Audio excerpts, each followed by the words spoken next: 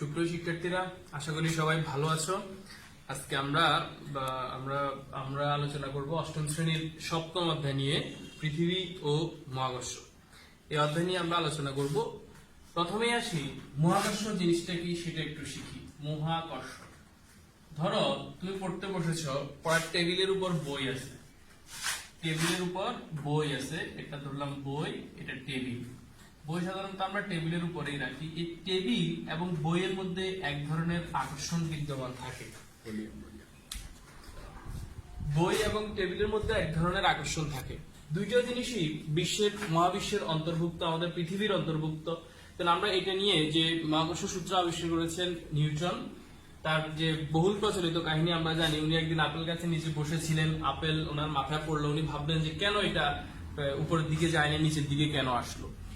এই যে আকর্ষণটা বই এবং টেবিলের মধ্যে যে আকর্ষণ, এটাই হচ্ছে আসলে মহাকর্ষ। অর্থাৎ পৃথিবীর যে কোনো দুটি বস্তুকণার মধ্যে যে আকর্ষণ, সেটাকেই বলা হয় মহাকর্ষ। পৃথিবীর যে কোনো দুটি বস্তুকণা হতে পারে, ধরো তোমার টেবিল এবং চেয়ারের মধ্যে যে আকর্ষণ, সেটাও কিন্তু মহাকর্ষ। পৃথিবীর মধ্যে অবস্থিত যে কোনো দুটি বস্তুকণার মধ্যে যে আকর্ষণ বল, সেটাকেই বলা হয় মহাকর্ষ। তাহলে আমরা মহাকর্ষের সংজ্ঞাটা কি দিতে পারি? যে বিশ্বের যে কোনো দুটি বস্তুকণার মধ্যে পারস্পরিক যে আকর্ষণ বল, সেটাকেই বলা হয় মহাকর্ষ। আচ্ছা, মহাকর্ষ সম্বন্ধে একটা সূত্র আছে, আমরা একটু হিসাব করি। ধরলাম দুইটা বস্তু, একটা m1 একটা m2, দুইটা বস্তুর ভর, একটা m1 একটা m2। এদের মধ্যবর্তী দূরত্ব যদি d হয়, তাহলে মহাকর্ষ সূত্রটা হচ্ছে, আমরা একটু আগে বলছি পৃথিবীর যে কোনো বস্তু একটি অপরটিকে আকর্ষণ করবে। তাহলে পৃথিবীর যে কোনো দুটি বস্তুকণার মধ্যবর্তী আকর্ষণ বল এদের ভরের গুণফলের সমানুপাতিক। ভরের গুণফল, ভর আমরা কোনটা ধরছি? একটা ধরলাম m1 আর একটা ধরলাম m2। তাহলে ভরের গুণফল m1 m2, আর মহাকর্ষ বলটাকে আমরা এর দ্বারা প্রকাশ করব সমানুপাতিক। এটা এই চিহ্নটার নাম হচ্ছে সমানুপাতিক। এর সমানুপাতিক m1 ইনটু m2, ভরের গুণফলের সমানুপাতিক এবং দূরত্বের বর্গের, দূরত্বটা কি ধরছি আমরা? d, দূরত্বের বর্গের ব্যস্তানুপাতিক। ভরের গুণফলের সমানুপাতিক এবং দূরত্বের বর্গের ব্যস্তানুপাতিক। এই দুইটা সমীকরণকে একত্রিত করে আমরা লিখতে পারি f সমানুপাতিক m1 m2/d²। দেখো, এটা যেহেতু একটা সমানুপাতিক চিহ্নটা তুলতে হলে আমরা একটা ধ্রুবক আনতে হয়। এক্ষেত্রে আমরা একটা ধ্রুবক আনলাম g, f সমান g ইনটু m1 m2/d²। এখানে এই যে ধ্রুবকটা আনলাম, এই জিটা হচ্ছে মহাকর্ষীয় ধ্রুবক। জিটাকে আমরা বলবো মহাকর্ষীয় ধ্রুবক। এই মহাকর্ষীয় ধ্রুবকের মান কিন্তু নির্দিষ্ট। জি এর মান হচ্ছে 6.673 into 10⁻11 newton metre square per KG square. Newton metre square per KG square, এটা হচ্ছে মহাকর্ষ। আমরা আরেকবার একটু বলি, পৃথিবীর যে কোনো দুইটি বস্তুকণার মধ্যে যে আকর্ষণ, সেটাকে বলা হয় মহাকর্ষ। আর মহাকর্ষ বলের সূত্রটা হচ্ছে, পৃথিবীর যে কোনো দুটি বস্তুকণা একে অপরকে নিজের দিকে আকর্ষণ করে। এই আকর্ষণ বলের মান বস্তুকণাদ্বয়ের ভরের গুণফলের সমানুপাতিক এবং দূরত্বের বর্গের ব্যস্তানুপাতিক। এটা থেকে আমরা কি বুঝলাম? দূরত্ব যত বাড়বে, আকর্ষণ বলের মান তত কমবে। ভর যত বাড়বে, আকর্ষণ বলের মানও তত বাড়বে। এবার আসো, আমরা একটা জিনিস একটু পড়বো, সেটা হচ্ছে মহাকর্ষের সাথে সম্পর্কিত, সেটা হচ্ছে অভিকর্ষ। অভিকর্ষটা একটু দেখি। মহাকর্ষটা তো বললাম পৃথিবীর যে কোনো দুটি বস্তুকণার মধ্যে যে আকর্ষণ, সেটা হচ্ছে মহাকর্ষ। আর অভিকর্ষ হচ্ছে পৃথিবী ও অন্য যে কোনো বস্তুর মধ্যে যে আকর্ষণ, পৃথিবী প্লাস অন্য বস্তু। মানে কোন বস্তুকে পৃথিবী যে বলে আকর্ষণ করে, তার নামই হচ্ছে অভিকর্ষ। কারণ পৃথিবীর বাইরে চাঁদ আছে, পৃথিবী চাঁদকে যে বলে আকর্ষণ করবে, সেটা হচ্ছে অভিকর্ষ। পৃথিবী ও অন্য বস্তুর মধ্যে যে আকর্ষণ, পৃথিবী আমাদেরকে যে বলে আকর্ষণ করে, সেটাও কিন্তু অভিকর্ষ বলের মধ্যেই পড়ে। তাহলে অভিকর্ষটা হচ্ছে পৃথিবী ও অন্য বস্তুর মধ্যে যে আকর্ষণ, তাকে অভিকর্ষ বলে। আর পৃথিবীর মধ্যে অবস্থিত যে কোনো দুটি বস্তুর মধ্যে যে আকর্ষণ বল, সেটা হচ্ছে মহাকর্ষ। এবার আসো, আমরা অভিকর্ষ সম্বন্ধে পড়তে হলে অভিকর্ষের আরেকটা জিনিস নিয়ে পড়তে হবে, সেটা হচ্ছে অভিকর্ষজ ত্বরণ। অভিকর্ষজ ত্বরণ নিয়ে আমরা একটু পড়ি। এটা বলার আগে আমরা একটু দেখি, মনে করো এটা একটা বিল্ডিং এর ছাদ ধরলাম। ছাদ থেকে আমরা কোনো একটা বস্তুকে যদি নিচের দিকে ফেলি তাহলে কি হবে? সে এখান থেকে এখানে আসতে যে পরিমাণ বেগ পাবে, এই বিন্দুতে আসতে যে পরিমাণ বেগ পাবে, বি তে আসতে বেগ তার চাইতে আরো বৃদ্ধি পাবে, যে একদম ভূমিতে আসলে এই বি চাইতে বেগ আরো বৃদ্ধি পাবে। এই যে বেগ বৃদ্ধিটা হলো, এই বেগ বৃদ্ধির হারকেই ত্বরণ বলে, অভিকর্ষ ত্বরণ বলে। মানে অভিকর্ষ বলের প্রভাবে, এটা যেহেতু নিচের দিকে পড়তেছে তার মানে অভিকর্ষ বলের প্রভাবে ভূপৃষ্ঠে মুক্তভাবে পড়ন্ত কোন বস্তুর বেগ বৃদ্ধির হারকে অভিকর্ষজ ত্বরণ বলে। অভিকর্ষজ ত্বরণকে জি দ্বারা প্রকাশ করা হয়। অভিকর্ষজ ত্বরণকে প্রকাশ করা হয় জি দ্বারা। এই সমীকরণের সাথে তুলনা করে আমরা একটু দেখি। আমরা এখানে সমীকরণটা লিখেছিলাম মহাকর্ষ সমীকরণ F সমান g into m1 m2 by d square. g into m1 m2 by d square, যেখানে m1 একটা বস্তুর ভর, m2 আরেকটা বস্তুর ভর, আর dটা হচ্ছে দূরত্ব। এই সমীকরণের সাথে যদি আমরা তুলনা করি তাহলে অভিকর্ষ ত্বরণের জন্য আমরা সূত্রটা পাবো। যেহেতু অভিকর্ষ ত্বরণ অবশ্যই সেখানে পৃথিবী লাগবে, তাহলে ধরলাম দুইটা বস্তুর মধ্যে একটা পৃথিবীর ভর ধরি m, আর অন্য যে বস্তুর সাথে আকর্ষিত হবে অন্য বস্তুর ভর ধরলাম ছোট হাতের m, দূরত্ব d হলে আমরা অভিকর্ষ ত্বরণ g সমান লিখতে পারি g ইনটু g বড় হাতের m, মানে দুইটা বস্তু, একটা পৃথিবী একটা অন্য বস্তু, আর দূরত্ব d, g সমান g into mm by d square. এখানেও g এর মানটা নির্দিষ্ট 6.673 into 10 inverse 11 newton metre square per KG square. এটা হচ্ছে অভিকর্ষজ ত্বরণ।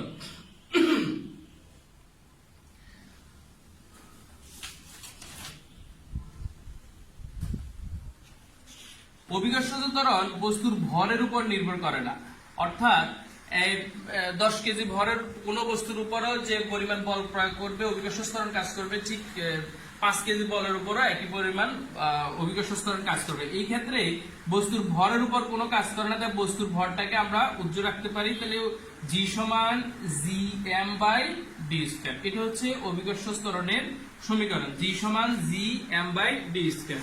এবার একটু দেখি, আমরা জানি আমাদের পৃথিবীটা সম্পূর্ণ গোল নয়, উত্তর দক্ষিণে সামান্য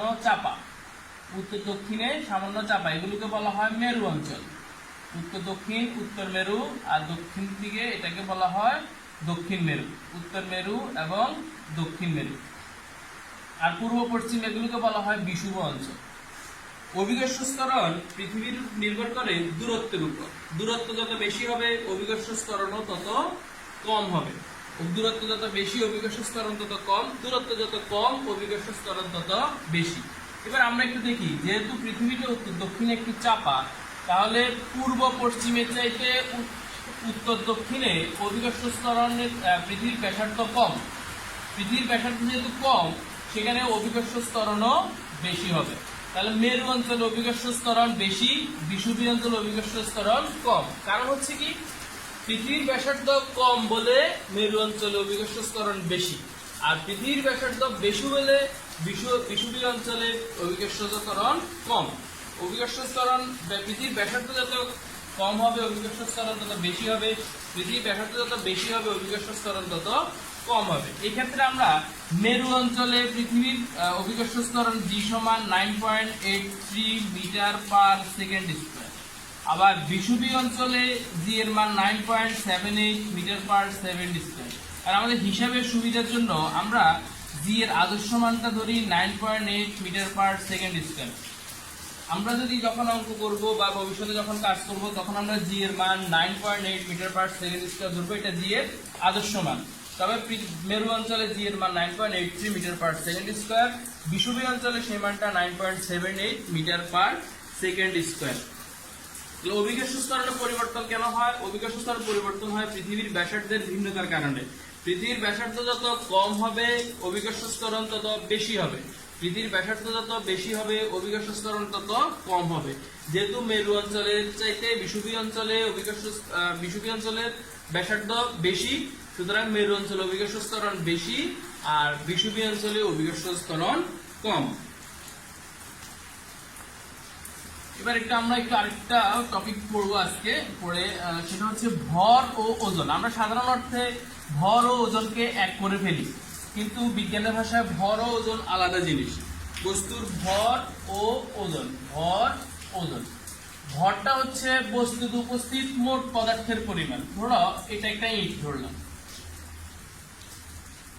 ইটের মধ্যে যে পরিমাণ পদার্থ আছে সেটাই তার ভর। বস্তুতে উপস্থিত মোট পদার্থের পরিমাণ, বস্তুতে উপস্থিত মোট পদার্থের পরিমাণটাকে ভর বলে। আর ওজন হচ্ছে কোন বস্তুকে পৃথিবী যে বলে নিজের দিকে আকর্ষণ করে, অর্থাৎ পৃথিবীর আকর্ষণ বল। বস্তুর উপর পৃথিবীর আকর্ষণ বল, বস্তুর উপর পৃথিবীর আকর্ষণ বল।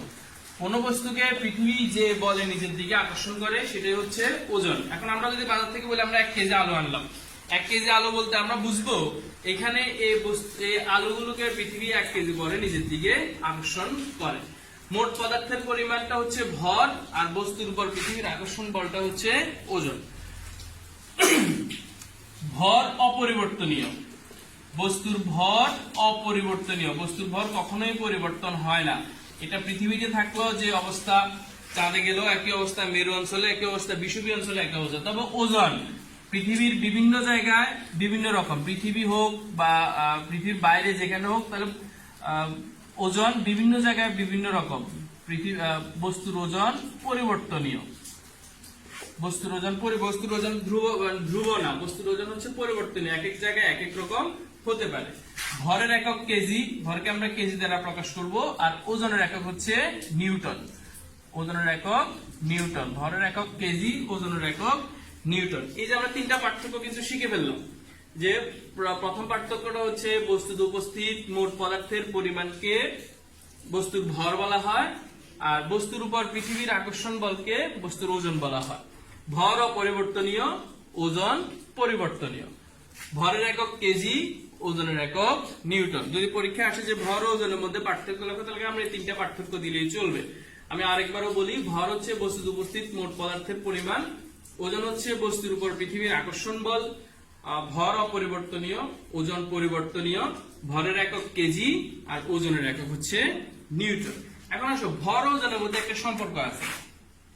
ধরো কোন বস্তুর ভর, যদি কোন বস্তুর ভর ধরলাম m, যেহেতু ভর আর ভর ওজন হইলে তার উপর একটা অভিকর্ষ ত্বরণ কাজ করবে, তাহলে অভিকর্ষ ত্বরণকে আমরা কি দ্বারা প্রকাশ করি? অভিকর্ষ ত্বরণকে আমরা প্রকাশ করি g দ্বারা। কোন বস্তুর ভর m, অভিকর্ষ ত্বরণ g হলে তাহলে বস্তুর ওজন বের করার সূত্র কি? বস্তুর ওজনটাকে আমরা বের করব, ওজনকে w সমান mg, w সমান mg। এই সমীকরণ দ্বারা আমরা কোন বস্তুর ওজন সহজেই নির্ণয় করতে পারবো। যেমন ধরা যদি বলে যে কোন বস্তুর ভর, একটা প্রশ্ন লিখি, বস্তুর ভর 60 কেজি হলে, 60 কেজি হলে ওজন কত? ওজন কত?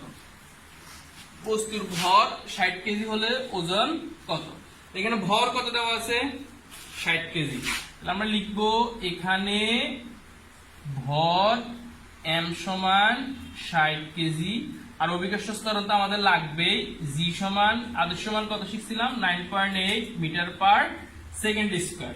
আমাদের বের করতে হবে বস্তুর ওজন, তাহলে w সমান ওয়াট আমরা জানি। এবার সূত্রটা আমরা লিখে ফেলি, বা এখানে লিখে দেই, ওজন সমান, ওজন w সমান কত আমরা জানি, একটু আগে সূত্রটা শিখছিলাম আমরা। সূত্রটা হচ্ছে w সমান mg, w সমান mg। m এর মান কত আছে? 60, m এর একক হচ্ছে কেজি, g এর মান 9.8 মিটার পার সেকেন্ড স্কয়ার। তাহলে এখানে গুণ দিলে কত হবে? আমরা একটু দেখি গুণ দিলে কত হয়।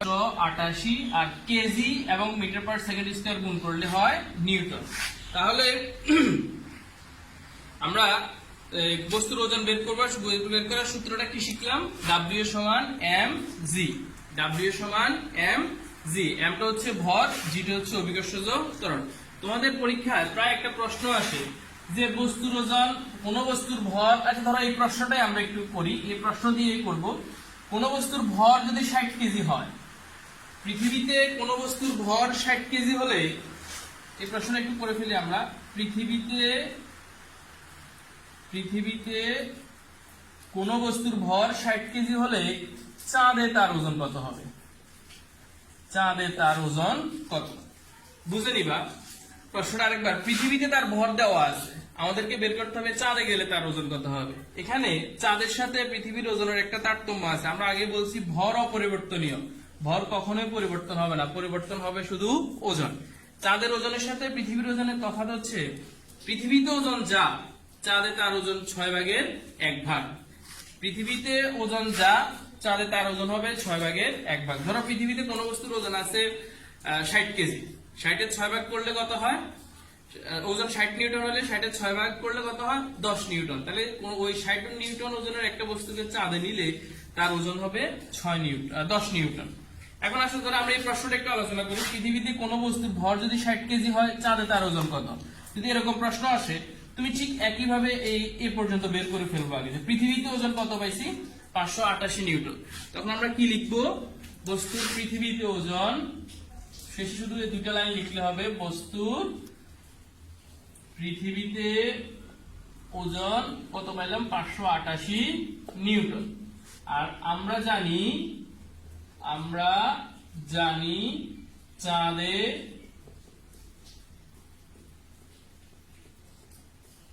কোন বস্তুর ওজন পৃথিবীর 6/1। তাহলে সুতরাং চাঁদে বস্তুটার ওজন কত হবে?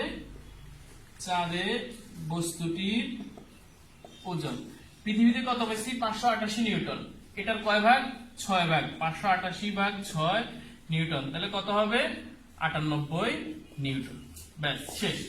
এইভাবে আমরা অঙ্কগুলো করতে পারবো। অনেক সময় এই অঙ্কগুলো পরীক্ষা আসে যে পৃথিবীতে কোন বস্তুর ভর যদি 120 কেজি হয়, চাঁদে তার কত হবে, এই হিসাব করেই আমরা বের করব। তাহলে আজকে এই পর্যন্ত আমরা পড়া। তোমরা কি পড়বে বাসায়? তোমাদের প্রথম পড়া হচ্ছে মহাকর্ষ কাকে বলে, মহাকর্ষ বল সম্পর্কিত সূত্রটা শিখবো। অভিকর্ষ ও অভিকর্ষ ত্বরণ কাকে বলে, বস্তুর ভর ও ওজনের মধ্যে পার্থক্য এবং ভর ও ওজনের মধ্যে সম্পর্ক। এটা স্যার আমরা একটা প্রশ্ন শিখলাম যে কোন বস্তুর ভর 60 কেজি হলে তার ওজন কিভাবে বের করব, অথবা তার চাঁদের ওজন কিভাবে বের করব।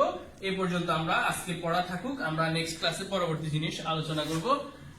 ততদিন পর্যন্ত সবাই ভালো থাকবা, বাড়িতে বেশি বেশি করে প্র্যাকটিস করবা। ভালো থাকো সবাই।